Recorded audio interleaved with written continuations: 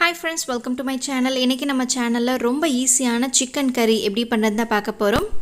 1/4 cup தேங்காய், 1/4 teaspoon ஜீரகம், 1 tablespoon சோம்பு, 1 பூண்டு, 3 கிராம்பு, 2 ஏலக்காய், கொஞ்சமா தண்ணி சேர்த்து கொரகொரன்னு அரைச்சி எடுத்துக்கலாம். இந்த மாதிரி அரைச்சி எடுத்துக்கோங்க. அப்புறம் ஒரு பவுல்ல 3 டேபிள்ஸ்பூன் குழம்பு பொடி எடுத்துக்கிறேன். உங்ககிட்ட குழம்பு பொடி இல்லைன்னா அதுக்கு பதிலா நீங்க தனியாத்தூள், மிளகாத்தூள், மஞ்சத்தூள் சேர்த்துக்கலாம். இப்போ நம்ம அரைச்சி எடுத்த பேஸ்ட்டை இதில் சேர்த்துட்டு தேவையான அளவு தண்ணி சேர்த்துக்கோங்க.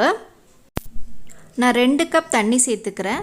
சேர்த்துட்டு நல்லா கட்டி இல்லாமல் கலந்துடலாம்.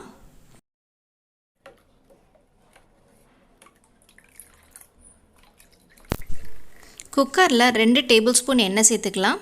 எண்ணெய் காஞ்சதும் 2 பூண்டு இடித்து சேர்த்துட்டு 8 சின்ன வெங்காயம் கட் பண்ணி சேர்த்துக்கிறேன். நல்லா கோல்டன் ப்ரௌன் ஆகுற வரைக்கும் நல்லா வதக்கிக்கலாம். வெங்காயம் நல்லா வதங்கிருச்சு. இப்போ 2 தக்காளி கூடவே கொஞ்சம் உப்பு சேர்த்துட்டு நல்லா வதக்கிக்கலாம்.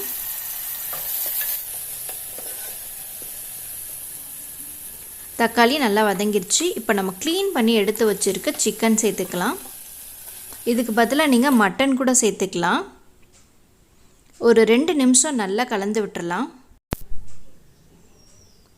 இப்போ சிக்கன் நல்லா வதங்கி அதிலிருந்து எண்ணெய் தனியாக பிரிஞ்சு வர ஆரம்பிச்சிருச்சு. இப்போ நம்ம கலந்து வச்சுருக்க குழம்பு கலவையை ஊற்றிக்கலாம். கூடவே 1 டீஸ்பூன் கரம் மசாலா சேர்த்துட்டு நல்லா கலந்து விட்டுருங்க.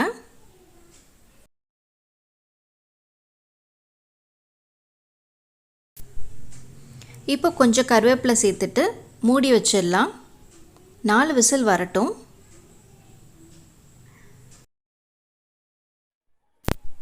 குக்கர்லேருந்து ஆவி அதுவாக ரிலீஸ் ஆன பிறகு குக்கர் மூடி ஓப்பன் பண்ணுங்கள். அவ்வளோதாங்க, நமக்கு சூப்பரான சிக்கன் கறி ரெடி ஆகிடுச்சு.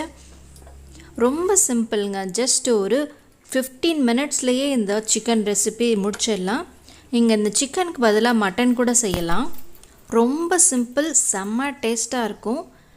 சட்டுன்னு செய்கிறதுக்கு ஒரு ஈஸியான சிக்கன் கறிங்க அது. கை குழந்தை வச்சுட்ருக்கவங்க, வேலைக்கு போகிறவங்க சுலபமாக செஞ்சு முடிச்சிடலாம். நீங்கள் ஒரு தடவை செஞ்சு பாருங்களேன், எப்படி இருக்குன்னு நீங்களே சொல்லுவீங்க. இந்த வீடியோ உங்களுக்கு பிடிச்சிருந்தா நம்ம சேனல் பிரியாஸ் கிச்சனுக்கு சப்ஸ்கிரைப் பண்ணிக்கோங்க. கூடவே இருக்க பெல் ஐக்கனையும் கிளிக் பண்ணிக்கோங்க.